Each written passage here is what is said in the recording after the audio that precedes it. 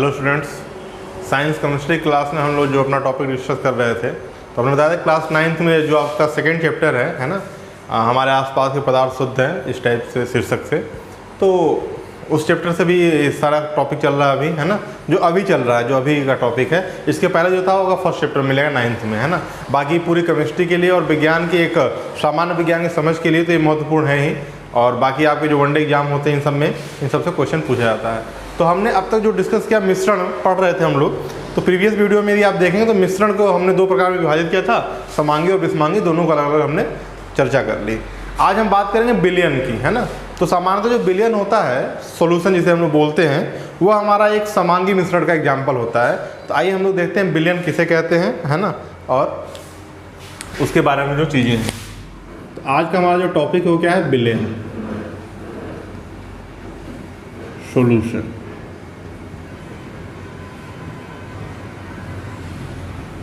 ठीक, तो दो या दो से अधिक पदार्थों का जो समांगी मिश्रण होता है उसको हम लोग क्या कहते हैं, विलयन कहते हैं, है ना। सबसे पहले यदि हम इसके डेफिनेशन की बात करें तो दो या दो से अधिक पदार्थों का, दो या दो से अधिक पदार्थों का समांगी मिश्रण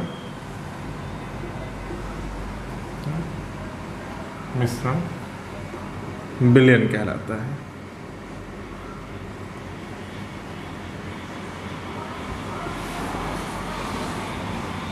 ठीक, तो दो या दो से अधिक पदार्थों का जो समांगी मिश्रण होता है हमारा क्या है, विलयन कहलाता है। अब जैसे इसके एग्जांपल में हम ले लेते हैं चीनी पानी का शरबत, है ना, जैसे शरबत। ठीक, ये चीनी पानी का शरबत हो सकता है ना, दूध चीनी का शरबत हो सकता है। ठीक, तो विलयन के लिए हम कंपोनेंट की बात करें, से घटक की बात करें, है ना, तो विलयन में दो चीज़ें होती हैं। ठीक, इन दोनों टर्म्स को हम समझेंगे। एक को हम कहते हैं विलायक और दूसरे को हम कहते हैं बेटा विलेय। विलायक और विलेय, है ना। विलायक को इंग्लिश में कहा जाता है सॉल्वेंट एंड विलेय को हम क्या कहते हैं, सोल्यूट, SOLUT। ठीक, अब देखिए विलायक किसे कहते हैं और विलेय किसे, ये सब सॉल्यूशन के ही पार्ट है ना। जैसे कि शरबत में भी दो चीज़ें हैं ना, यदि आपका दूध चीनी का शरबत है तो दो चीज़ें क्या हो गई, दूध एंड चीनी। यदि पानी और चीनी का शरबत है तो दो चीज़ें क्या हो गई आपकी, पानी और चीनी, है ना। ये एग्जाम्पल तौर पे अभी हमने लिया। ठीक, तो यहाँ विलयन में क्या है, दो घटक हैं, एक विलायक एक विलेय, है ना। तो जिसमें कोई चीज़ घुलता है या मिलता है उसे हम विलायक कहते हैं, और जो चीज़ घुलती है उसे हम क्या बोलते हैं, विलेय बोलते हैं। ये आपको क्लियर होना चाहिए। यदि हम एग्जाम्पल्स लें, जैसे शरबत का एग्जाम्पल हमने लिया दूध और चीनी, तो दूध क्या है, विलायक, क्योंकि दूध में चीनी क्या हो रहा है, घुल रहा है। तो जिसमें कोई चीज़ घुलती है, आप लिख लेंगे, जिसमें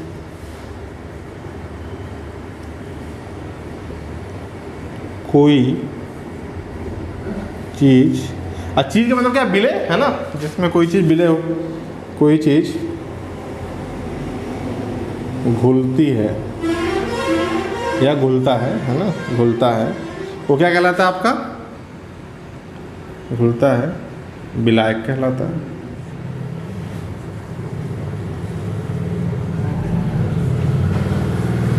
विलायक कहलाता है। और विलेय, जो चीज़ घुलती है वो क्या होती है, विलेय होती है। जो चीज़ घुलती है विलेय कहलाती है। उदाहरण ले लेते हैं,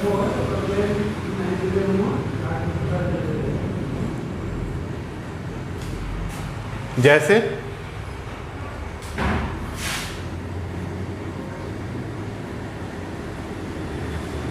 दूध, जल इत्यादि, है ना। ठीक, तेल भी हो सकता है, और इधर ले लीजिए चीनी हो गया, नमक हो गया। ठीक, तो एग्जाम्पल ऐसा एग्जाम्पल इसलिए ले रहे हैं ताकि आपको, है ना, समझ में आसानी से आ जाए। ठीक है, तो ये हो गया विलायक और विलेय। चीज़ें क्लियर हो गई, है ना। अब देखिए एक चीज़ और होता है ना, विलायक, अच्छा किसी भी विलयन में जो विलायक की मात्रा होती है, जो सॉल्वेंट का अमाउंट होता है वो प्रायः क्या होता है, ज़्यादा होता है ना। ठीक, ये पॉइंट हम नोट कर लेंगे। विलयन में विलायक की मात्रा क्या होती है, प्रायः ज़्यादा होती है, तो ऐसे लिख लेंगे प्रायः इसकी मात्रा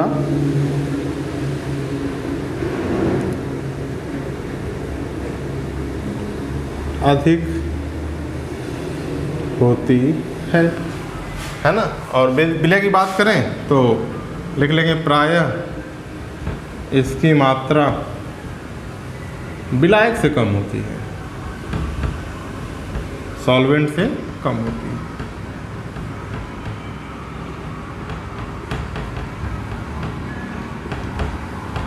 विलायक से कम होती है, ठीक है। इसके बाद यदि हम विलायक में बात करें, जैसे देखिए जो वाटर है आपका, जो जल है ना, H2O, इसमें मैक्सिमम चीज़ें घुल जाती हैं, है ना। यानी कि आप भी जानते हैं कि जल में अधिकांश चीज़ें क्या हो जाती हैं, घुल जाती हैं। अधिकांश चीज़ें घुल जाती हैं। इसी कारण से हम जल को यूनिवर्सल सॉल्वेंट बोलते हैं, सार्वत्रिक, है ना, ठीक, विलायक बोलते हैं, घुल जाती हैं। अतः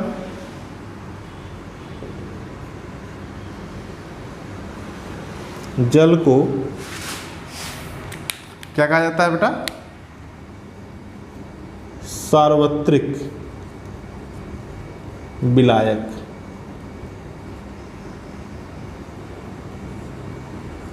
है ना। यूनिवर्सल सॉल्वेंट इंग्लिश में लिखते हैं इसको, यूनिवर्सल। तो ये देखिए कई बार ऑब्जेक्टिव क्वेश्चन पूछा गया है ना, सॉल्वेंट। यूनिवर्सल सॉल्वेंट कौन है आपका, जल है। क्यों है, क्योंकि जल में अधिकांश चीज़ें क्या होती है, घुल जाती हैं। तो ये तो आपको याद भी रखना है और ये समझना भी है, ठीक है। तो यहाँ की चीज़ों को आप नोट कर लें, फिर हम और आगे बढ़ते हैं, ठीक। अच्छा, और देखिए विलायक में तो विलायक क्या करता है कि चीज़ों को अपने में घोलता है ना, ठीक है। तो घोलने की क्या होती है, क्षमता होती है, ठीक है।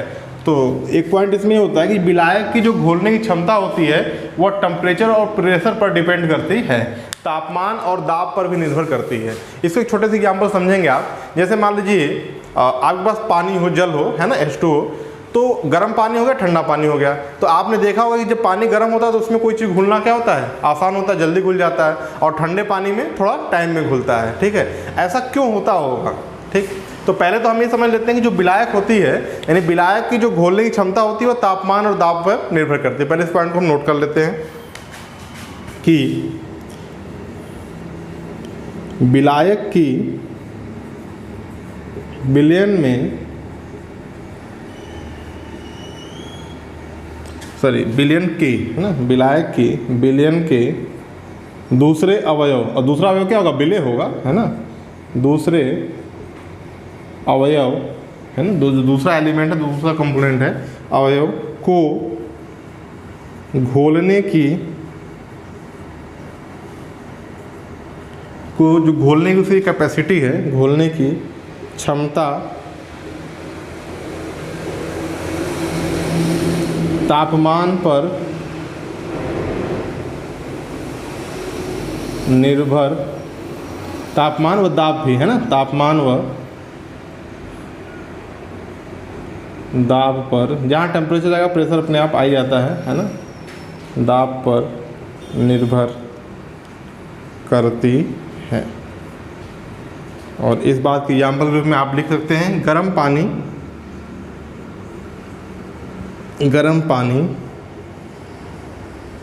ठंडे पानी की अपेक्षा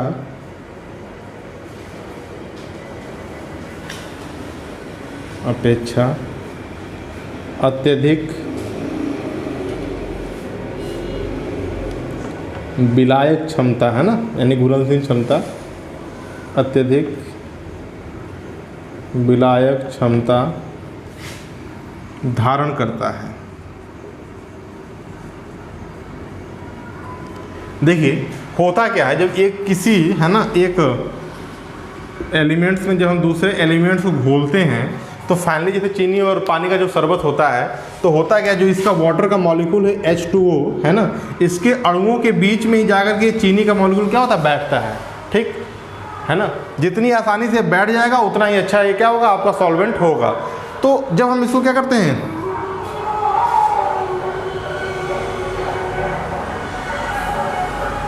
हाँ आइए देखते हैं इसको। तो फिर हम क्या करते हैं, इसको जब हम इसको हीट करेंगे, गर्म करेंगे, तो इनके मॉलिक्यूल्स एक दूसरे से क्या हो जाएंगे, दूर हो जाएंगे। ये आपको हमने पहले ही पढ़ाया था कि देखिए जब चीज़ों को आप गर्म करते हैं तो अणु से क्या होता है, दूर होते हैं, तभी वो लिक्विड से क्या होगा, फिर आपका गैस में कन्वर्ट होगा। तो इसके बीच में अणुओं के बीच में स्थान क्या हो जाता है, आपका इंटरमॉलिक्यूलर स्पेस बढ़ जाता है, जिससे किसी अन्य मॉलिक्यूल को बैठने में या उसके बीच में एडजस्ट करने में आसानी होती है, यानी वो जल्दी वो काम हो जाता है, ठीक है। तो यही इसमें जो कॉन्सेप्ट वही है। इसीलिए जो गर्म पानी होता है वो ठंडे पानी की अपेक्षा अत्यधिक विलायक क्षमता धारण करता है, यानी चीज़ों को आसानी से अपने अंदर घोल लेता है।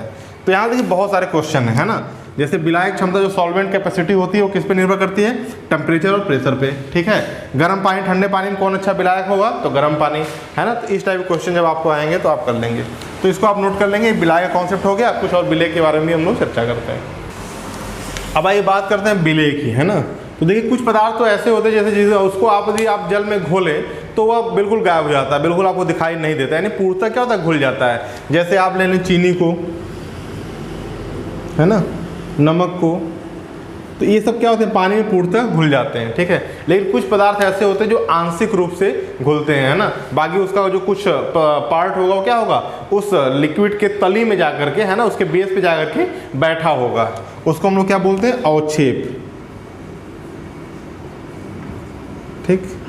जैसे यदि आप चूने को पानी में मिलाइए, है ना, चूने और पानी का घोल, चूने व पानी का घोल, तो इस पानी के अंदर हम चूने को आसानी से देख सकते हैं, ठीक है। और जो चूने के कण आपको दिखाई देते हैं वही कण क्या कहलाता है, आपका सस्पेंशन, यानी कि निलंबन। तो यहाँ से एक टॉपिक आपका और आ जाता है, निलंबन क्या है ना, ठीक। इसके बारे में और डेप्थ में हम लोग अभी आगे चर्चा करेंगे। सस्पेंशन, ठीक। अवक्षेप को बोलते हैं पार्टिसिपेट।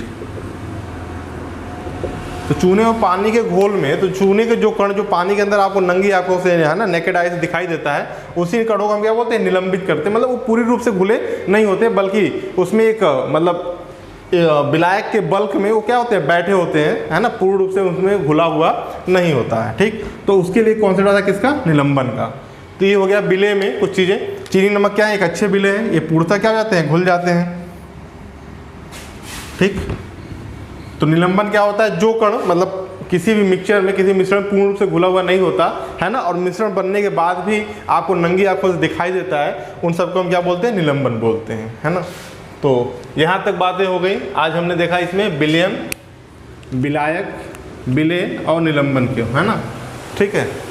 अब हम जो है विलयन के टाइप्स पे चर्चा करेंगे, ठीक।